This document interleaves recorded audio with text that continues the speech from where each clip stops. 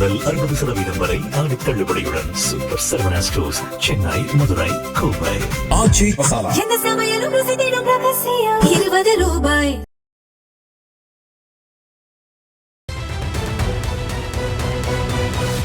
அரசியல் களம் நேயர்களுக்கு வணக்கம். இன்றைக்கு நம்ம நேர்காணலுக்காக ஊடகவியலாளர் இந்திரகுமார் அவர்கள் நம்மோடு இருந்திருக்கார். அவரோடு பேசலாம். வணக்கம். வணக்கம். நேற்று காவிரி விவகாரம் தொடர்பாக திமுக சார்பாக தாவேக்காவை கண்டித்து தஞ்சாவூரில் ஒரு போராட்டம் நடைபெற்றது. இந்த போராட்டத்தில் உதயநிதி அவர்கள் பேசினதான் சர்ச்சையானது. இரட்டை அர்த்த துணியில் அவர் பேசிட்டாரு அப்படின்னு அவர் மேலே 9 பிரிவுகளில் வழக்கு போட்டிருக்காங்க. பலருமே பார்த்தீங்கன்னா அவர் பேசினது தவறு, அந்த இடத்துல அவர் அப்படி பேசியிருக்க தேவை அப்படின்னு விமர்சனம் வச்சாலும், இன்றைய காலையில் உதயநிதி அவர்கள் கைது பண்ணப்பட்ட போது எடப்பாடி பழனிசாமி அவர்கள், பிரேமலதா அவர்கள், அன்புமணி அவர்கள் பலருமே உள்நோக்கத்தோட கைது பண்ணப்பட்டிருக்காரு உதயநிதினு கண்டனம் தெரிவிச்சிருக்காங்க. உங்களோட ஒப்பீனியன் என்ன? உதயநிதி அவர்கள் உள்நோக்கத்தோட கைது பண்ணப்பட்டிருக்காரா? நிச்சயமா உள்நோக்கத்தோடு தான் கைது செய்யப்பட்டிருக்கிறார். முதல்ல அவர் கைது செய்யப்பட்டிருக்கக்கூடிய விதம் ரொம்ப தவறானது. இதே போல பல மேடை பேச்சுக்கள் பலருடைய மனங்களை புண்படுத்தி இருக்கும் வகையில் இருந்திருக்கு. உதாரணத்திற்கு ராகுல் காந்தி அவர்களுடைய வழக்கெடுத்து, மோடி என்பது நான் பிறந்த சமுதாயத்தினுடைய பெயர், அதனை அவர் இழிவுபடுத்தும் வகையில் மோடிகள் எல்லாம் திருடர்கள் என்று பேசிவிட்டார் அப்படின்னு தான் ஒருத்தர் வழக்கு தொடர்ந்தார். அதற்காக அவர் 2 ஆண்டுகள் அவருக்கு தண்டனை கொடுத்து குஜராத்தில் நீதிமன்றம் தீர்ப்பளித்தது. கைது செய்வதற்கு அவ்வளவு தயாராக இருந்தார்கள். அவரை எல்ஓபியிலிருந்து ரிமூவ்லாம் பண்ணிட்டு அவரை கைது செய்ய தயாரானார்கள். அதற்கு பிறகு உச்ச நீதிமன்றத்திற்கு போய் அவர் போராடி அதிலிருந்து வெளிவர வேண்டியிருந்தது. அந்த நேரத்தில் ராகுல் காந்தி அவர்களுக்கு கொடுக்கப்பட்ட தீர்ப்பு தவறு என்றால், உதயநிதி ஸ்டாலின் அவர்களுக்கு இப்போது இவர்கள் சமூக வலைதளங்களில் எழுதுகின்ற தீர்ப்பும் தவறானதுதான். எந்த ஒரு அரசியல் கட்சி தலைவருமே அவருடைய பேசிய பேச்சுக்கள் சர்ச்சைக்குரிய வகையில் இருந்தது என்றால் அதற்குரிய பிரிவுகளில் வழக்கு பதிவு செய்து விசாரணை நடைபெறட்டும். அதுல நமக்கு எந்த மாற்று கருத்தும் கிடையாது. உதயநிதி அவர்கள் அப்படி பேசி இருக்கலாமா? நிச்சயமாக அப்படி பேசி இருக்க வேண்டிய அவசியம் இல்லை. கீழே அதுல எது கூடுதலான சிக்கலா மாறிடுச்சு அப்படின்னா, கீழே இருந்து அந்த கோஷத்தையும் இதையும் இணைக்கும் பொழுது ஒருவேளை அது ஒரே ஒரு அர்த்தத்தில் கூட சொல்லப்பட்டதா இருந்திருக்கலாம். குடிநீர் நீரை மட்டுமே மையப்படுத்தி சொல்லப்பட்டதா இருந்திருக்கலாம். ஆனா வெளியே சமூக வலைதளத்துல இருந்து பார்க்கும்போது அது வேறு சில அர்த்தங்களை பலருக்கும் தவிர்த்திருக்கலாம். அந்த மாதிரியான உணர்ச்சி வேகத்தில் வரக்கூடிய விவகாரங்களை தவிர்ப்பது நல்லதுதான். அது ஒரு எதிர்கட்சி தலைவருடைய பொறுப்பு, திமுகவுடைய தலைவருடைய பொறுப்புமாக இருக்கு. அதனால அதை தவிர்த்திருக்கலாம். ரெண்டாவது, இதற்கு பிறகு நடக்கக்கூடிய ரியாக்ஷன்ஸ் எப்படிலாம் இந்த ரியாக்ஷன்ஸ் வருது அப்படின்னா, ஒன்று, த்ரிஷாவை பற்றி பேசினால் கைது செய்யப்படுகிறாரா அப்படின்ற ஒரு ரியாக்ஷன். இன்னொன்று, சங்கீதாவை பற்றி பேசிய போது நடக்காத கைது த்ரிஷாவுக்கா அப்படின்றது ரெண்டாவது. மூணாவது, இது சட்டமன்றத்தில் அவர் காவிரி விவகாரத்தை பற்றி பேசக்கூடாதுன்றதுக்காக நடந்த கைது அப்படின்றது. இதில் எது உண்மை? உண்மையிலேயே இந்த வழக்கினுடைய முகாந்திரத்தை எடுத்து பார்த்தால் மொத்தம் 9 பிரிவுகளில் வழக்கு பதிவு செய்யப்பட்டிருக்கு. அந்த 9 பிரிவுகளில் பதிவு செய்யப்பட்ட வழக்குகளினுடைய பெயர்கள், செக்ஷன்ஸ் எடுத்து பார்க்கும்போது 3 பிரிவுகள். முதல்ல இந்த வழக்கு எதன் அடிப்படையில் எடுக்கப்பட்டது அப்படின்னா, பைரவி அப்படின்ற தாவேக்காவை சேர்ந்த அந்த பகுதியினுடைய மகளிரணி ஒருங்கிணைப்பாளர் கொடுத்த வழக்கில் தான் அவர் கைது செய்யப்படுகிறார். அந்த வழக்கில் எங்கேயுமே அவர் பொது அமைதிக்கு குந்தகம் விளைவித்ததாகவோ, இரு பிரிவினரிடையே, இரு மதத்தை சேர்ந்தவர்கள், இனத்தை சேர்ந்தவர்கள், மொழியை சேர்ந்தவர்களிடையே கலவரத்தை ஏற்படுத்துவதாகவோ அவர் எந்த முகாந்திரத்தையும் தெரிவிக்கல. மாறாக அது முழுக்க பெண்களை மையப்படுத்திய புகாராகத்தான் இருக்கு. அதன் அடிப்படையில் கைது செய்திருந்தால் இந்த வழக்கில் 3 பிரிவுகள் பொருந்தது. என்னென்ன பிரிவு? BNS 79 பெண்ணின் நற்பெயருக்கு களங்கம், BNS 296B ஆபாசமாக பேசுதல், பெண் வன்கொடுமை தடுப்பு சட்டம். பெண் வன்கொடுமை தடுப்பு சட்டம்ன்றது ஒரு எக்ஸ்ட்ரீம் கேஸ். இப்போ இந்த 3 பொருந்தி வருகிறது. இந்த 3ஐயும் போடட்டும். மீதி 6 பிரிவுகள் வெயிட்டேஜ் எந்த பக்கம் அதிகமாக இருக்குன்னா, பெண்ணின் பாதுகாப்பு என்று இவர்கள் சொல்லி நடத்துகின்ற இந்த நாடகம் என்பது பொய் என்பதை இவர்கள் போட்ட வழக்குகளே நிரூபிக்கிறது. BNS 196, BNS 192, BNS 352, BNS 61, BNS 351/2 இந்த 6 பிரிவுகளும் இந்த பெண்ணின் மாண்பை குலைக்கும் வகையில் பேசியதாக சொல்லப்படுகின்ற இந்த சர்ச்சைக்குரிய பேச்சுக்கு தொடர்புடைய பிரிவுகளா என்றால் இல்லை. அவர் பேசின அந்த பேச்சு, தண்ணி வர்றது அப்படின்றது குறித்து பேசினது, ஏதாவது மதம், இனம், மொழி தொடர்புடையதா? இல்லை. யாரிடமாவது கலவரத்தை ஏற்படுத்துகிறதா? இல்லை. எந்த பொது அமைதிக்காவது களங்கம் விளைவிக்கப்பட்டிருக்கிறதா? இல்லை. சட்டவிரோதமான செயல் ஏதாவது திட்டமிடப்பட்டிருக்கிறதா? இல்லை. குற்றவியல் மிரட்டலா? இல்லை. அப்போ இதெல்லாம் எதோடு பொருந்தி வருகிறது அப்படின்னா, இப்போ இதில் சட்டவிரோத செயல்களை செய்ய திட்டமிடுதல் அப்படின்றத கீழிருந்து இந்த பெயரை சொல்லுவதையும் மேலிருந்து அவர் சொன்னதையும் கூட இணைத்தவர்கள் திசை திருப்பலாம். ஆனால் BNS 196, BNS 192 இந்த 2மே ரொம்ப தெளிவாக இந்த வழக்கு எதனால் பதிவு செய்யப்பட்டது என்பதை விளக்குகிறது. BNS 196 மதம் இனம் மொழி குறித்து பேசி பல்வேறு தரப்பினர்களிடையே பிரச்சனையை ஏற்படுத்த முயலுதல். இதுல எங்கிருந்து மதம் இனம் மொழி வந்தது? அந்த பகுதியில கீழே இருந்து திரிஷான்னு சவுண்ட் வருது, எங்க தண்ணி வருதோ இல்லையா அங்க வரணும் அப்படின்னு அவர் சொன்னது. இதுல எங்கேயாவது மதம் வருதா, இனம் வருதா, மொழி வருதா? அவர்கள் இடையே பிரச்சனை ஏற்படுத்த அந்த விஷயத்தை பேசணும்னு போய் பேசல கீழ இருந்து வர ரியாக்ஷன்ஸ் தான் சொல்றாரு. அப்ப இது எப்படி BNS 196 அட்ராக்ட் பண்ணுது? BNS 196 ஏன் வருதுன்னா, கர்நாடகாவுக்கு எதிராக அவர் பேசுகிறார், தமிழ்நாட்டிற்கு தண்ணீர் விடாத கர்நாடக அரசாங்கத்தை கண்டிக்கிறார், அதை கண்டிக்க வக்கில்லாத தாவேக அரசாங்கத்தை அவர் கண்டித்து பேசுகிறார்.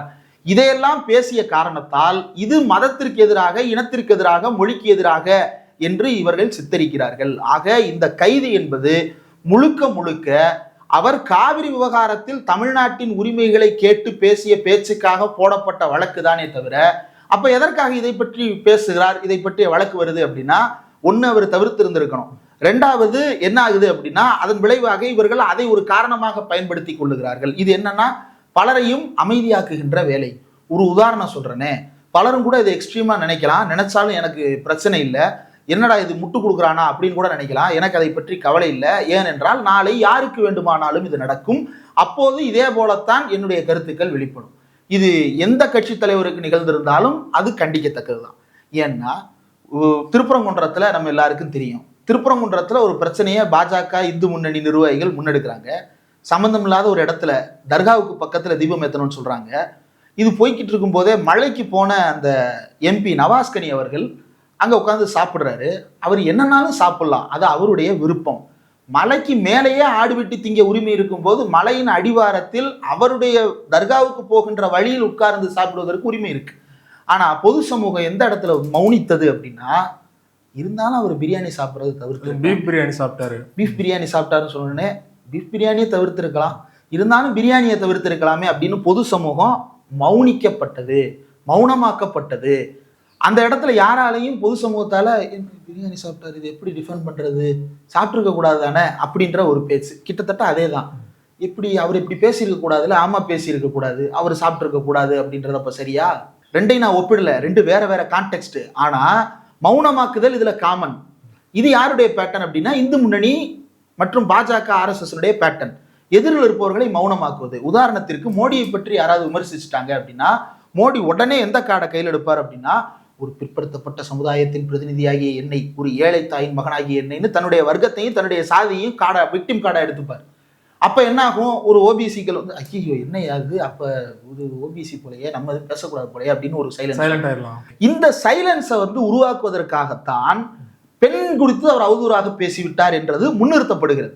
அவர் பேசியது அவதூறாகவே இருக்கலாம், அவர் பேசியது கண்டிக்கத்தக்கதாகவே இருக்கலாம், நானும் அது அவதூறு என்று சொல்லுகிறேன், நானும் அதை கண்டிக்கிறேன். ஆனால் நடந்த கைது என்பது அதற்காகத்தான் நடத்தப்பட்டதா என்றால் இல்லை.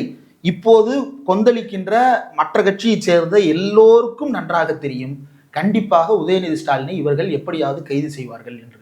ஒரு சிலர் சொல்லலாம், உதயநிதி இப்படி பேசாமல் இருந்திருந்தா இந்த கைது நடந்திருக்காதுல அப்படின்னு. உதயநிதி எப்படி பேசியிருந்தாலும் இந்த கைது நடைபெற்று இருக்கும் என்பதற்கான உதாரணம் தான் மதம் இனம் மொழி குறித்து பேசி பல்வேறு தரப்பினரிடையே பிரச்சனை ஏற்படுத்த முயலுதல் என்ற பிரிவின் கீழ் வழக்கு பதிவு செய்யப்பட்டிருக்கிறது. அப்ப இது அந்த பைரவி கொடுத்த புகார்ல இல்லையே. அப்ப இந்த குற்றச்சாட்டு எப்படி வருகிறது, எதன் அடிப்படையில் வருகிறது? சர்டிபிகேட் படி உதயநிதி ஸ்டாலின் இந்து தானே சார். அவர் எந்த மாற்று மதத்தை சேர்ந்த நபரை பற்றி பேசினாரு? விஜய் மாற்று மதத்தை சேர்ந்த நபர் என்ற அடிப்படையில் இந்த வழக்கு வருதா? விஜய் பத்தி அவர் என்ன பேசினாரு? ஏற்கனவே திமுக ஐடி விங் சேர்ந்த பதிவு போட்டவங்களுக்கு இதே வழக்குல கைது பண்ணி இதே பிரிவுகள்ல தான் வழக்கு வருது. ஆனா அதற்கும் இதற்குமான வேறுபாடு என்ன அப்படின்னா, நீங்க அந்த பேச்சுக்களையுமே முழுசா எடுத்து பாத்தீங்க அப்படின்னா வேற சில பேச்சுக்களும் அதுல சேர்ந்துருக்கும். இப்ப இதை டிரான்ஸ்கிரிப்டா கோர்ட்ல கொடுக்கும்போது BNS 196 எப்படி ப்ரூவ் பண்ணுவாங்க? இந்த ஒரு சர்ச்சைக்குரிய பார்ட்டை 196 BNSக்கு எப்படி பொருத்துவாங்க? அதே போல குற்றவியல் மிரட்டல், என்ன குற்றவியல் மிரட்டல் இருந்தது? எது குற்றவியல் மிரட்டல்னு இவங்க கருதுறாங்கன்னா, நாங்கள் தொடர்ந்து போராடுவோம், சும்மா விடமாட்டோம், சட்டமன்றத்தில் உன்னைய கேள்வி கேட்போம், இதை குற்றவியல் மிரட்டலாக கருதுகிறார்களா? அதே போல பொது அமைதிக்கு குந்தகம் ஏற்படுத்தல், போராட்டம் நடத்துவது பொது அமைதிக்கு குந்தகம் ஏற்படுத்துவதா? அப்படித்தான் தாவேக அரசு கருதுகிறது. அதன் அடிப்படையில் தான் SFI டைஃபி போராட்டத்தையும் அவர்கள் ஒடுக்கினார்கள்.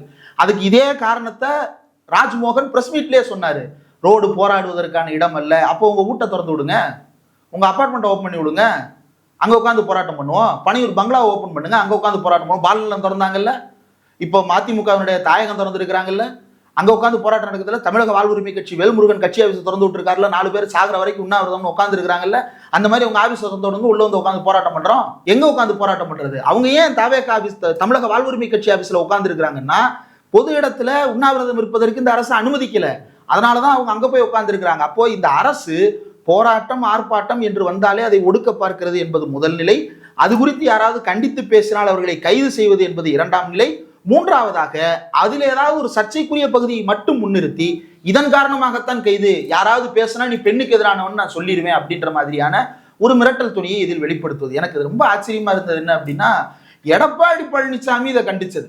அவரும் போறப்போ சட்டமன்றத்தில் அவர் பேசக்கூடாதுன்னு பயந்து கைது பண்ணிட்டீங்க. ஆமா, எனக்கு உண்மையிலே ரொம்ப ஆச்சரியத்தை ஏற்படுத்துது. ஏன்னா அவர் வந்து பல விஷயங்களை குறிப்பிடுறாரு. இப்படி தொடர்ந்து பேசுறாங்க, இது தப்பு அப்படின்றதெல்லாம் ஒரு பக்கம் சொல்லிட்டு, சட்டமன்றத்துல கேள்வி கேட்டு ஓன்றதுக்காக கைது நடந்திருக்கிறதா அப்படின்ற அந்த கேள்வி வந்து ரொம்ப ஷார்ப்பா இருக்கு. பாஜக கொண்டாடுது ஒரு பக்கம், பாஜக வந்து உதயநிதி ஸ்டாலின் கைது செய்யப்பட்டது சரி என்று கொண்டாடி கொண்டிருக்கிறது. பத்தி பேசினால தேவை சேர்த்துட்டாங்க.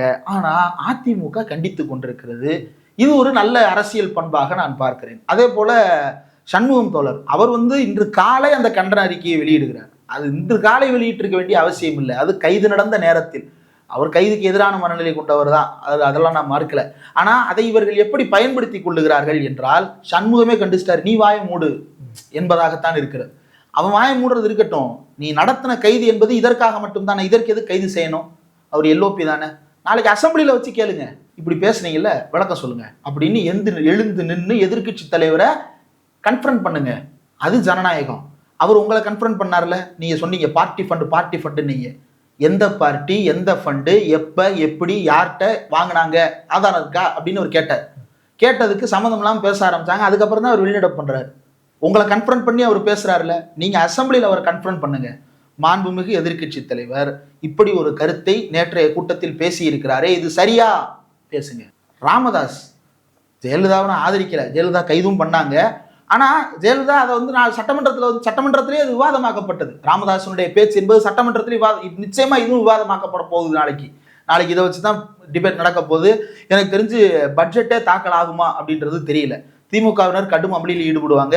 எனக்கு தெரிஞ்சு அவை காவலர்களை வைத்து அப்புறப்படுத்துவதுதான் நாளைக்கான திட்டமிடலாக இருக்கும் என்று நான் கருதுகிறேன். கருப்பு சட்டையோ கருப்பு பேட்ஜோ அணிந்து திமுக உறுப்பினர்கள் வரப்போறாங்க. எதிர்கட்சியே இல்லாம தன்னந்தனியா உட்காந்து இவங்க பட்ஜெட் வாசிக்க போறாங்க அப்படின்னு தான் தோணுது. இந்த சட்டமன்ற கூட்டத்தொடர் நடக்கும்போது எதிர்கட்சி தலைவர் உள்ள இருக்கக்கூடாது என்பது யாருடைய அஜெண்டாவாக இதற்கு முன்னால் இருந்தது என்றால் பாஜகவுடைய அஜெண்டாவாக இருந்தது. உங்களுக்கு ஏன் அந்த நிலைமை? எதிர்கட்சி தலைவரை நீங்க கன்ஃபரண்ட் பண்ணிருக்கலாமே. ஒன்றும் இல்லைங்க, சட்டமன்ற கூண்டில் ஏற்றி அவரை விசாரிங்க, என்னன்னாலும் பண்ணுங்க. கைது என்பது எதற்காக? அதுவும் காலையில வந்து அவர் உதயநிதியை வந்து கைது பண்ணலன்னா நாளைக்கு வந்து தாவேகா தரப்பு அப்புறம் எடுக்க வாய்ப்பு இருந்திருக்கு. அதை தான் திரும்பவும் குறிப்பிடுகிறார். தாவேகா அரசு தன்னுடைய நன்மதிப்பை உயர்த்தி கொள்வதற்கான வாய்ப்பை ஏன் தவற விடுகிறது? எதிர்கட்சி தலைவரை சட்டமன்றத்தில் இருக்க வைக்க வேண்டிய நேரத்தில் ஏன் நீங்க இப்படி அரஸ்ட் பண்றீங்க அப்படின்றத வந்து அவர் சுட்டி காட்டுறது காரணம் அதுதான். அவர் கண்டிக்க முடியாத அளவுக்கு அவருக்கு என்ன நெருக்கடியோ தெரியல. ஆதரிக்கும் அரசை யாருமே கண்டிக்க முடியாது. ஆனா காவல்துறையை கண்டிக்கலாம். கடந்த காலத்தில் கண்டித்திருக்கிறார். ஆனால் ஏன் இப்போது அந்த தயக்கம் அவருக்கு வந்திருக்கிறது என்று தெரியவில்லை. ஆனா அவர் முன்வைத்திருக்கக்கூடிய புள்ளியை நான் வரவேற்கிறேன். எதிர்கட்சி தலைவரை சட்டமன்றத்தில் இருக்கிற அனுமதிச்சு நன்மதிப்பை உயர்த்தி கொள்ள வேண்டியது, அது வெறுமன நன்மதிப்பை உயர்த்தி கொள்வது அப்படின்ற இடத்துல நான் அதை ஆதரிக்கிறேன். ஆனா அது தாவேகாவுக்கு நன்மதிப்பு என்பதற்காகத்தான் அந்த நடவடிக்கையை செய்ய வேண்டுமா? ஜனநாயகத்திற்கு நன்மதிப்பு என்ற அடிப்படையில் அந்த கருத்தை வலியுறுத்த வேண்டாமா? எதிர்கட்சி தலைவர் பேசிய பேச்சு தவறு என்றால் சனாதனத்துக்கு எதிரான வழக்கிலேயே இந்தியா முழுக்க வழக்கு பதிவு செய்யப்பட்டது. இப்பவும் அந்த கேஸ் உச்சநீதிமன்றத்தில் இருக்கிறது. எதற்காகனா நிறைய பேர் போட்ட கேஸ் பெண்டிங்ல இருக்கிறது வேற. அதுக்கப்புறம் உதயநிதி ஸ்டாலின் ஒரு வழக்கு போட்டாரு. எல்லாத்தையும் ஒரே கேஸா மாத்தி விசாரிங்க. ஒரே பேச்சுக்கு போடப்பட்ட வெவ்வேறு வழக்குகள் தானே, எல்லாமே ஒரே பிரிவுகளை தானே அட்ராக்ட் பண்ணுது. அதை ஒரே கேஸா கம்பைன் பண்ணி உச்சநீதிமன்றமே விசாரிக்கட்டும்னு அவர் கேட்டிருக்கிறாரு. இப்போ வரைக்கும் அதை வந்து உச்சநீதிமன்றம் முடிவெடுக்காம காலம் தாழ்த்தி கொண்டே இருக்கிறது. அதுல கூட கைது நடவடிக்கைகள் வரலையே. இந்த கைது நடவடிக்கை என்பது இது வந்து ஒரு செய்தி. என்ன செய்தி அப்படின்னா, உதயநிதி ஸ்டாலினையே நான் தூக்குவேன், நீ எல்லாம் ஏமாத்துறோம் அப்படின்ற ஒரு மிரட்டல். இன்றைக்கு சமூக வலைதளங்கள்ல பல்வேறு கட்சியை சேர்ந்தவர்களும் வெளிப்படையாக பலரும் பேச முன் வந்திருக்கிறாங்க. தாவேக அரசாங்கத்தை கண்டிக்கிறார்கள். அதுவும் ஆட்சி அமைந்த ஆதரவு கொடுத்த பகுதியில் இருக்கக்கூடிய பலரே கூட சமூக வலைதளங்கள்ல விமர்சனங்களை முன்வைக்கிறாங்க. இளைஞர்கள் விமர்சனங்களை முன்வைக்கிறாங்க. நீங்க இப்ப சமீபத்துல ஒரு பையன் கைது செய்ய கோர்ட்டே வந்து வெளிப்படையா சொல்றாங்க மதிய வரைக்கும் வெயிட் பண்ணுங்க வழக்கு எடுக்கிற வரைக்கும் அப்படின்னா அதுக்குள்ள அவசரமா அரெஸ்ட் பண்றாங்க. பிரச்சனை என்ன அப்படின்னா கோர்ட் வந்து அதை ஓரலா சொன்னதுதான்.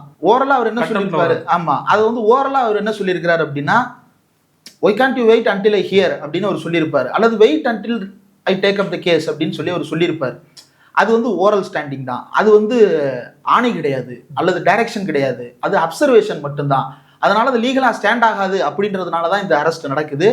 ஆனால் இளந்திரையன் ஒருவேளை இதை கண்டிப்பதற்கு கூட வாய்ப்பு இருக்கிறது. தெரியல என்ன மாதிரி நிலைப்பாடு எடுக்கிறாங்க. உயர்நீதிமன்றம் என்பதால் நிச்சயமாக இதுல வழக்கில் பிணை கிடைப்பதற்கான வாய்ப்பு அதிகமாக இருக்கிறது. கீழமை நீதிமன்றங்களாக இருந்தால் அவர்கள் முடிவெடுக்க மாட்டார்கள், தயங்குவார்கள். காரணம் என்ன அப்படின்னா இவங்க ஒரு முடிவெடுக்க அதுக்கப்புறம் நாளை பொண்ணு ஹைகோர்ட்ல வேற ஒரு ஜட்ஜ் வந்து இவங்களை திட்டுவார். பொன்முடி கேஸ்ல பொன்முடிக்கு வந்து அக்யூட்டல் கொடுத்தாரு ஒரு நீதிபதி, கீழமை நீதிமன்ற நீதிபதி. அதை வந்து பிற்காலத்தில் வந்த நீதிபதி ஆனந்த் வெங்கடேசன் அவர்கள், அவருடைய பல்வேறு கருத்துக்கள் நான் வரவேற்கிறேன். எல்ஜிபிடிக்கு ஆதரவாக பேசி இருக்கிறார், இடஒதுக்கீட்டுக்கு ஆதரவாக பேசி இருக்கிறார். ஆனா அவர் என்ன சொல்றாரு அப்படின்னா கீழமை நீதிமன்றம் கொடுத்த தீர்ப்பு தப்பு அப்படின்றாரு. ஒரு பாகுபாடு இருக்கு இந்த ஹையரார்க்கியில. நீ எனக்கு கீழானவன் என்கின்ற பார்வையை வெளிப்படுத்துவதாக இது இருக்கிறது. பலரும் அதை பேசி இருக்கிறார்கள் கடந்த காலங்களில். கீழமை நீதிமன்றம் என்றால் உங்களுக்கு கீழானவர்கள் அல்ல அப்படின்னு யாரு கபில் சிபலே பேசியிருக்கிறார். ஏன்னா அவர் கீழமை நீதிமன்றத்துக்கு பல்வேறு வழக்குகளுக்கு போகும்போது அவங்க முடிவெடுக்க தயங்குறாங்க. ஏன் தயங்குறாங்க? மேல இருக்கிறவன் என்னன்னாலும் பேசுவான் சார், நாளைக்கு எங்களை தூக்கி அடிப்பாங்க சார், வேண்டாம் சார் அப்படின்னு சொல்லிட்டு கீழமை நீதிமன்ற சிவில் ஜட்ஜஸ் அல்லது கிரிமினல் ஜட்ஜஸ் வந்து தயங்குறாங்க. இப்போ அதனால கீழமை நீதிமன்றங்கள் இப்போ இந்த மார்க்கண்டேயன் அவர்கள் வழக்கிலேயே வந்து கீழமை நீதிமன்றம் வந்து என்ன முடிவெடுக்குது அப்படின்றது வேற, உயர்நீதிமன்றம் முடிவெடுக்கிறது வேற. ஒரு ட்விட்டு போட்ட ஒரு பையன், அவர் ஏதோ ஒரு சோசியல் மீடியால இன்ஃப்ளூயன்சரா இருக்கிறாரு, ட்வீட் ஒன்று போடுறாரு, இதில் அமைச்சருக்கு தொடர்பு உண்டா இல்லையா? இந்த கேள்வியில என்ன விசாரணை வேண்டியிருக்கு? இந்த கேள்வியில விசாரிப்பதற்கு என்ன இருக்கிறது? உதயநிதி ஸ்டாலின் வந்து பொது வெளியில சாட்சியங்களை கலைச்சிட்டு வரான். தமிழ்நாட்டில் இருக்கிற 108 ஊடகங்களும் ரெக்கார்ட் பண்ணி வச்சிருக்கிறான் வீடியோவை. எல்லா ஆங்கிள்லையும் ரெக்கார்டிங்ஸ் இருக்கு, அவனுடைய ஓன் ட்ரோன் ஃபுட்டேஜ் இருக்குது. அதிலெல்லாம் அழிஞ்சு போகிற அளவுக்கான ஆதாரங்களை வந்து இவர் வந்து உட்காந்து அழிச்சிருவாரா? அப்படி அழிக்கக்கூடிய அளவுக்கு வந்து எப்படி எல்லா ஊடகங்களையும் அவர் செல்வாக்கு வைத்திருக்கிறாரா? அந்த பாலிமர்னு ஒரு சேனல் இருக்கு, அது இன்னைக்கு வந்து தம்ப்நெயில்ஸ் எல்லாம் பாருங்க. தெரித்து ஓடிய மேயர் பிரியா, ஒரு எதிர்கட்சி, ஒரு வணக்கத்திற்குரிய மேயர், புரோட்டோகால்ல சீஃப் மினிஸ்டருக்கு மேல, புரோட்டோகால் அடிப்படையில் மட்டும் இல்ல, சென்னையினுடைய வரலாற்றிலேயே முதலமைச்சருக்கும் முதன்மையானவராக மேயர்கள் இருந்திருக்கிறார்கள். இங்க தமிழ்நாட்டில் வந்து இங்க பிரசிடென்சியில வந்து சீஃப் மினிஸ்டர் வராதுக்கு முன்னாடி மேயர் இருந்திருக்கிறாங்களே. அப்ப அப்படி ஒரு உயர் பதவியில் இருக்கிற ஒருத்தரை ரொம்ப சாதாரணமா எள்ளி நகையாடுறாங்க. இப்ப இதெல்லாம் நாளைக்கு வழக்காக பதிவு செய்யலாமா? ஏன் தாவேக்காவை சேர்ந்த அமைச்சர் ஜெகதீஸ்வரி ஜட்டியோட உள்ள தூக்கி வச்சு அடிச்சு கொண்டு வெளியெடுத்துருவேன் அப்படின்னு சொல்றாங்க. அது கண்டிக்கத்தக்கது இல்லையா? உடனே என்ன சொல்றாங்கன்னா இவர் பேசிய பேச்சை நியாயப்படுத்தாதீர்கள். நான் நியாயமே படுத்தல, ஆனா அளவுகோல் என்பது எல்லாருக்கும் ஒரே அளவுகோலாக இருக்கிறதா? எதிர்கட்சிகளுக்கு ஒரு அளவுகோல், ஆளும் கட்சிக்கு ஒரு அளவுகோலா? ஸ்ரீவைகுண்ட எம்எல்ஏ மேல என்ன நடவடிக்கை? ஸ்ரீவைகுண்ட எம்எல்ஏ மேல பாதிக்கப்பட்ட பெண்ணே குற்றம் சாட்டுறாங்க. அந்த பெண்ணே சொல்றாங்க அவர் பேரால தான் இந்த பாலியல் வன்கொடுமை நடந்தது, கூட்டிட்டு போனதே எம்எல்ஏ சொல்லி உங்களுக்கு வேலை வாங்கி தரேன்னு சொல்லி தான் அந்த பொண்ணை வந்து அபியூஸ் பண்ணியிருக்கிறாங்க. 2 பேர் அபியூஸ் பண்ணியிருக்கிறாங்க. அந்த 2 பேரும் கேரளால பதுங்குறாங்க. யாரு பதுக்குறா? ஸ்ரீவைகுண்ட எம்எல்ஏவே பதுக்கி வச்சிருக்கிறாரு. அதை அவரே சொன்னாருன்னு அந்த பெண் சொல்றாங்க. அவங்களோட சமரசம் செய்து வைக்க முயற்சி செய்தாருன்னு அந்த பெண் சொல்றாங்க. அப்ப இது சாட்சியங்களை அழிப்பது இல்லையா? இது நடந்த குற்றத்தை மறைப்பது இல்லையா? பெண்ணுக்கு ஏற்படுத்தப்பட்ட களங்கம் இல்லையா? பெண் குலத்திற்கு ஏற்படுத்தப்படுகின்ற அவமானம் இல்லையா? இவர் மீது என்ன நடவடிக்கை? நீ கைதெல்லாம் பண்ண வேண்டாம், அங்கேயுமே நீ கைது பண்ண வேண்டாம். ஆனா அவர் மீது ஆட்சி ரீதியாக என்ன நடவடிக்கை, கட்சி ரீதியாக என்ன நடவடிக்கை சொல்ல போனா அதுதான் கைது செய்யத்தக்க அளவுக்கு ரொம்ப மோசமான ஒரு பேச்சு. ராணிப்பேட்டை மாவட்ட செயலாளர் அவர் மீது இதே புகார் தான். ஆமா, ஒவ்வொரு பகுதியிலையும் வந்து இப்படி மிரட்டல். அமைச்சர் ஜெகதீஸ்வரியினுடைய ஆடியோவை அந்த தாவேகா ஒன்றிய செயலாளரை லீக் பண்ணியிருக்கிறாரு. அவங்க சொல்றாங்க ஜட்டியோட அடிச்சு உள்ள வச்சு கொன்னு எடுத்துருவேன்றாங்க. இது ஒரு தனி மனிதனின் மாண்புக்கும் அல்லது வந்து அதிகாரம் இல்லாத ஒரு ஏழைக்கும் எதிரானது இல்லையா? இதெல்லாம் கைது செய்ய மாட்டீங்களா? இதெல்லாம் கண்டிக்கத்தக்கது இல்லையா? உதயநிதி ஸ்டாலின் அவர்களுக்கு பாடம் எடுப்பது இருக்கட்டும், பாடம் எடுப்பதற்கு இவர்களுக்கு என்ன யோக்கியது இருக்கிறது தாவேக்காவிற்கு? ஒரு பக்கம் தாவேக்காக்குள்ள கம்ப்ளைண்ட் வந்தாலும் அதை இருக்க மாட்டாங்க. முதல் முறையா ஒரு அரசியல் கட்சி தலைவர் திரிஷா பத்தி பேசினார்னா அது பாஜக மாநில தலைவர் நயனா நாகேந்திரன், அவர் மீது நடவடிக்கை இல்லை. அதுக்கப்புறம் அதிமுக முன்னாள் அமைச்சர்கள் தொடர்ச்சியா 2-3 பேசியிருக்காங்க. உதயநிதி அவர்கள் சாயந்தரம் பேசுறாரு, நேற்று காலையில பேசுறாரு, இன்னைக்கு காலையில் அரசுனா அதை எப்படி எடுத்துக்கிறது? பேட்டர்ன் எப்படி புரிஞ்சுக்கலாம்? ஆரம்பத்திலிருந்தே இதனுடைய பேட்டர்ன் ஒண்ணுதான். எலெக்ஷனுக்கு முன்னாடி இருந்தே திமுக பெண்களுக்கு எதிரான கட்சி அப்படின்ற தோற்றத்தை ஏற்படுத்துவது ஒண்ணு. 2வது அவனுடைய டார்கெட் வந்து டிஎம்கே அப்படின்றதுல அவன் தெளிவா இருக்கிறான். ஏடிஎம்கேல ஆர்பி உதயகுமார், செல்லூர் ராஜு பேசியிருக்கிறாங்க, எந்த நடவடிக்கையும் எடுக்கல. நயினார் நாகேந்திரன் ஓப்பனா சொல்றாரு திரிஷா வீட்டுல இருந்து வெளியே வர சொல்லுங்க அப்படின்னு சொல்றாரு. அப்ப என்ன நினைச்சேன்னா ரைட்டா நாளைக்கு நயினாரை தூக்க போறாங்க அப்படின்னா நயினார் மேல வந்து நடவடிக்கை இல்லை. ஏன்? அவர் பேசுனதுக்கு அப்புறம் தான் 2 பேரும் ஒரு கல்யாண விழாக்கு ஒண்ணா வந்தாங்க. பல்வேறு அமைச்சர்களை பற்றி பலரும் பேசியிருக்கிறாங்க பேட்டிகள்ல. சிடிஆர் நிர்மல்குமாரை கடுமையாக விமர்சித்திருக்கிறார்கள், முதலமைச்சர் விஜயை கடுமையாக விமர்சித்திருக்கிறார்கள், மற்ற கட்சியைச் சேர்ந்தவர்கள் யார் மேலேயும் நடவடிக்கை இல்லை. ரொம்ப தெளிவாக இந்த நடிகை குறித்து பேசுவதாக கருதப்படுகின்ற இடங்களில் எல்லாம் இந்த வழக்குகள் வந்து கைது நடவடிக்கை நடக்கிறது. 2வது, விஜய் ஆதவர்ஜுனா குறித்து பேசுபவர்கள் யார் பேசுகிறார்கள், எந்த பகுதியைச் சேர்ந்தவர்கள் பேசுகிறார்கள் என்பதை பார்த்து அவர்கள் மீது இந்த மாதிரியான வழக்கு. நீங்க பாருங்க, சவுத் ஜோன்ல தான் வந்து அரெஸ்டுகள் வந்து அதிகமாக இருக்கிறது. மார்க்கண்டேயனா இருக்கட்டும், அனிதா ராதாகிருஷ்ணனா இருக்கட்டும், ஏன் அங்க அவர்களுக்கான வெற்றி பாதிக்கப்பட்டிருக்கிறது.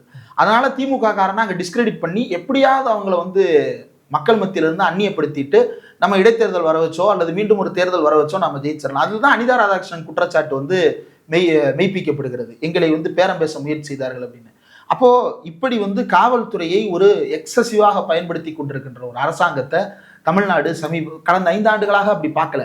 கடந்த 5 ஆண்டுகளாக தாவேக்காவினர் வந்து ஒரு விமர்சனத்தை வச்சாங்க. ஒரு லாஸ்ட் 3 இயர்ஸா டிஎம்கே வந்து எப்பெல்லாம் அரெஸ்ட் பண்ணதோ இது பாசிசம் அப்படின்னாங்க.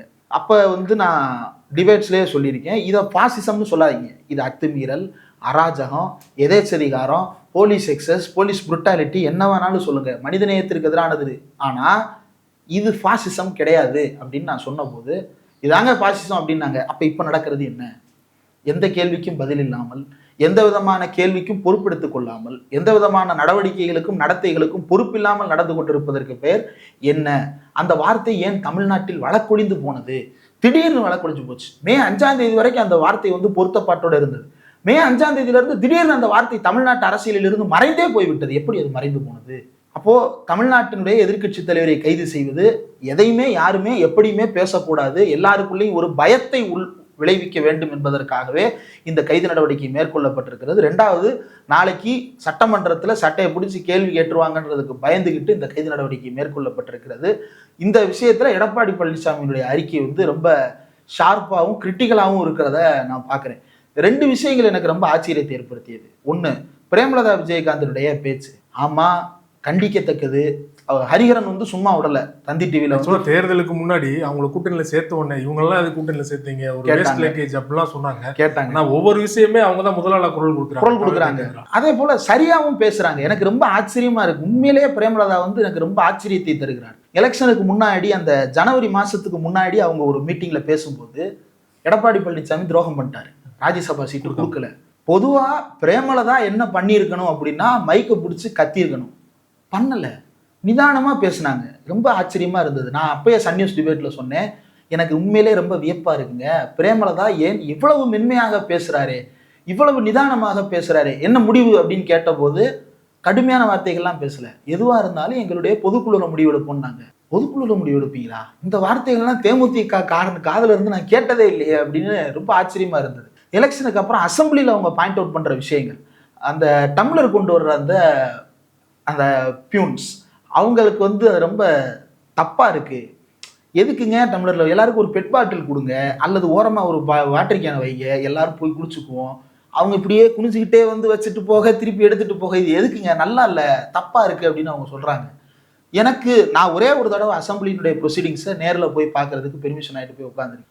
குறுக்க அப்படி பார்க்கும்போதே புழு போல நெளிந்து வருவார்கள். அது ரொம்ப சங்கடமா இருக்கும். ஏன் இப்படி நெளிஞ்சு வர்றாங்க? அப்ப நினைச்சது உண்டு, திமுக ஆட்சியில இப்படிலாம் இருக்கலாமா, இவங்களாவது இதை ஒழிக்கணுமே அப்படின்னு கூட நினைச்சது உண்டு. ஆனா பிரேமலதா அதை பாயிண்ட் அவுட் பண்ணி பேசுவாங்கன்னு நான் சொப்பனத்திலும் கண்டதில்லை சார். அந்த மாதிரி பிரேமலதா பேசுறாங்க. அடுத்து உதயநிதி ஸ்டாலின் கைது செய்யப்படுறாங்க. கைது செய்யப்படும் போது பிரேமலதா பேசுறாங்க, அவங்க இந்த பக்கத்தையும் விட்டு கொடுக்கல, கண்டிக்கிறதையும் அவங்க விட்டு கொடுக்கல. அவங்க வந்து முதல்ல பெண்ணா இருந்தவங்க கண்டிக்கலன்னா பிரச்சனை அதையும் ஃபோக்கஸ்டா தான் பேசுறாங்க. அவரு தந்தி டிவியில ஹரிஹரன் கேள்வி கேட்கிறார், அவரும் சும்மா விடுற மாதிரி தெரியல, கிரில் பண்றாரு கொஸ்டின்ஸை. ஒரு பெண்ணா இது உங்களுக்கு அவமானமா இல்லையா அப்படின்னு அவங்க கேட்கும்போது அவர் பேசுனது தப்பு தான், கண்டிக்கிறேன், வழக்கு பதிவு செய்யுங்க, விசாரிங்க, கைது ஏன் பண்றீங்க அப்படின்ற கேள்வியை அவங்க கேட்குறாங்க. அப்போ இதற்கு முன்பு இருந்த அரசுக்கும் இப்போது இருக்கக்கூடிய அரசுக்கும் இருக்கக்கூடிய வேறுபாட்டை தாவேக்கா தெளிவாக உணர்த்த தொடங்கி இருக்கிறது.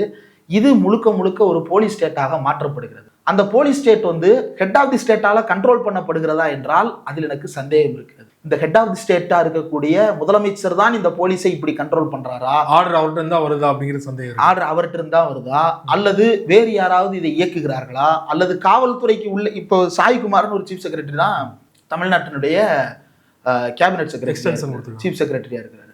இந்த சாய்குமாருக்கு ஏன் இவ்வளவு பெரிய எக்ஸ்டென்ஷன்? அவர் வந்து தேர்தல் ஆணையத்தால் நியமிக்கப்பட்டவர். யாருக்கு மாற்றாக நியமிக்கப்பட்டவர்? ஒரு பட்டியல் சமூகத்திலிருந்து வந்த ஒரு சீஃப் செக்ரட்டரி முருகானந்தத்துக்கு எதிராக நியமிக்கப்பட்டவர்.